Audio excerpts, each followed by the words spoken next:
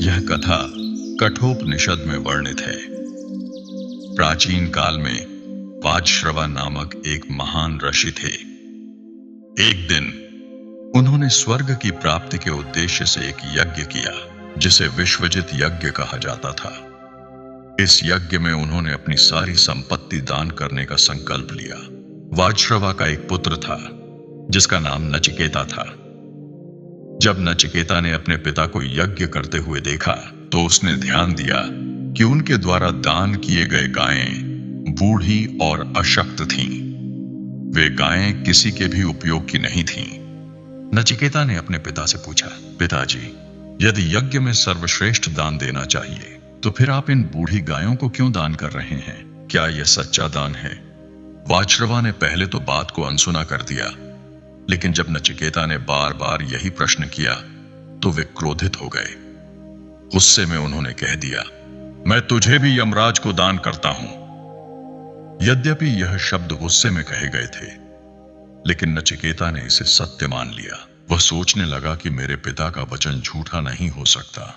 अपने पिता की आज्ञा का पालन करते हुए नचिकेता यमलोक की यात्रा पर निकल पड़ा।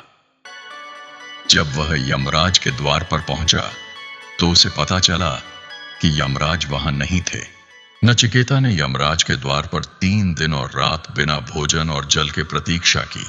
जब यमराज लौटे और देखा कि एक बालक 3 दिन से उनके द्वार पर बिना कुछ खाए पिए खड़ा है तो वे बहुत प्रभावित हुए।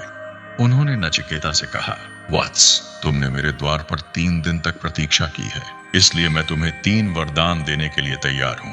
मांगो, क्या चाहते हो? नचिकेता ने अपने पहले वरदान में यह मांगा कि उनके पिता का क्रोध शांत हो जाए और जब वह पृथ्वी पर लौटे तो उन्हें प्रेम और स्नेह से स्वीकार करें। यमराज ने इसे तुरंत स्वीकार कर लिया। नचिकेता ने अपने दूसरे वरदान में स्वर्ग की प्राप्ति का रहस्य जानने की इच्छा व्यक्त की। यमराज ने उन्हें अग्नि विद्या, यज्ञ विद्या सिखाई, जिससे कोई भी मनुष्य स्वर्ग प्राप्त कर सकता था। नचिकेता ने अपने तीसरे वरदान में पूछा, मृत्यु के बाद आत्मा का क्या होता है? क्या आत्मा अमर होती है?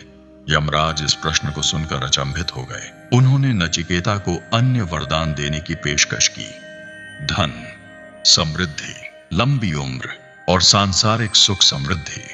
लेकिन नचिकेता ने दृढ़ता से कहा, मुझे इन सब की कोई इच्छा नहीं है। मैं केवल यह जानना चाहता हूं कि मृत्यु के बाद क्या होता है। यमराज नचिकेता की दृढ़ता और जिज्ञासा से प्रभावित हुए। उन्होंने उसे आत्मा और मोक्ष का रहस्य समझाया। इस ज्ञान को प्राप्त कर नचिकेता धन्य हो गया। यमराज ने उन्हें पृथ्वी पर लौटने की अनुमति दी। जब नचिकेता वापस पृथ्वीलोक अपने पिता के पास आया तो वे अत्यंत प्रसन्न हुए और नचिकेता को गले लगा लिया। नचिकेता आगे चलकर एक महान ऋषि बने। यह कथा हमें सिखाती है कि सत्य की खोज में धैर्य और दृढ़ता बहुत आवश्यक हैं।